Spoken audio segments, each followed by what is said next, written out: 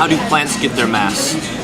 I think this mass comes from the plant itself, like the stem. I would say that the stem has most of it.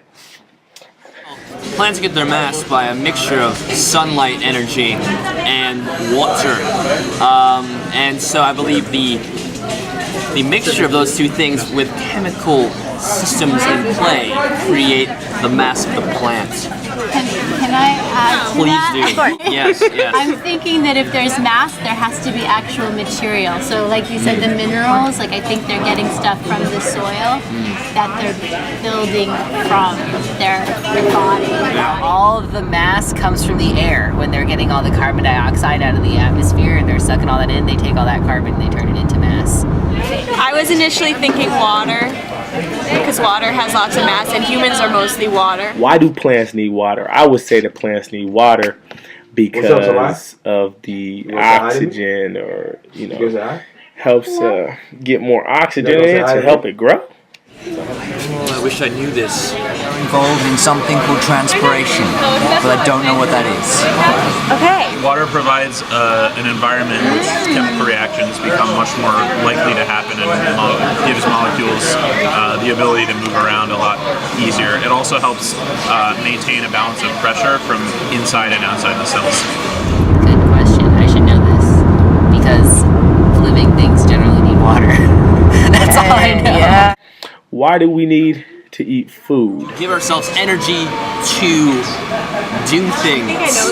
Because we are not plants. We cannot make our own food, so we have to get it from someone else. Oh. How do we get our energy from our food?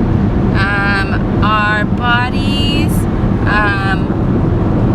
using enzymes break down food, and then from the food,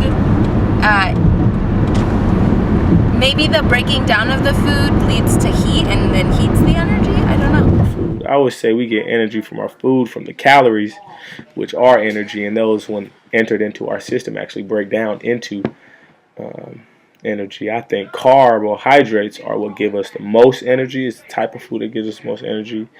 And I don't know why.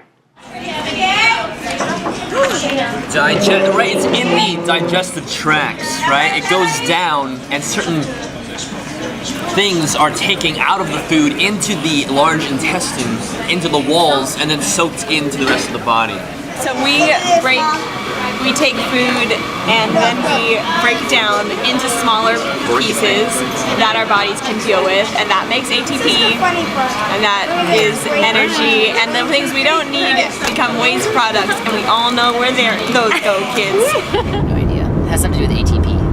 Oh yeah. ATP, that's all I know. I remember that. Why do we breathe hard during exercise?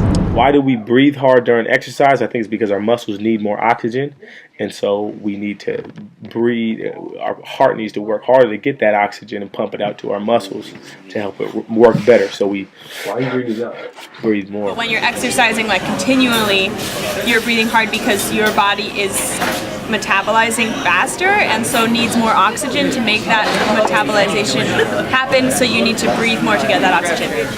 There's also a factor of exhaling and getting rid of carbon dioxide, so it doesn't build up in your system. Oh, carbon dioxide, that's what it was. So how do plants and humans benefit from one another?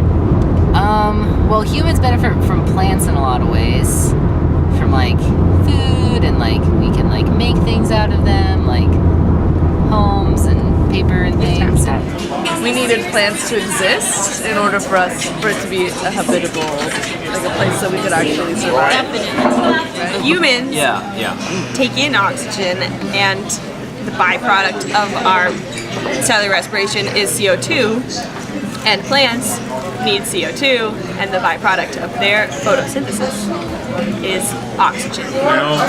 We need plants, because otherwise there would be no way for us to get energy to harvest the incoming energy from the sun.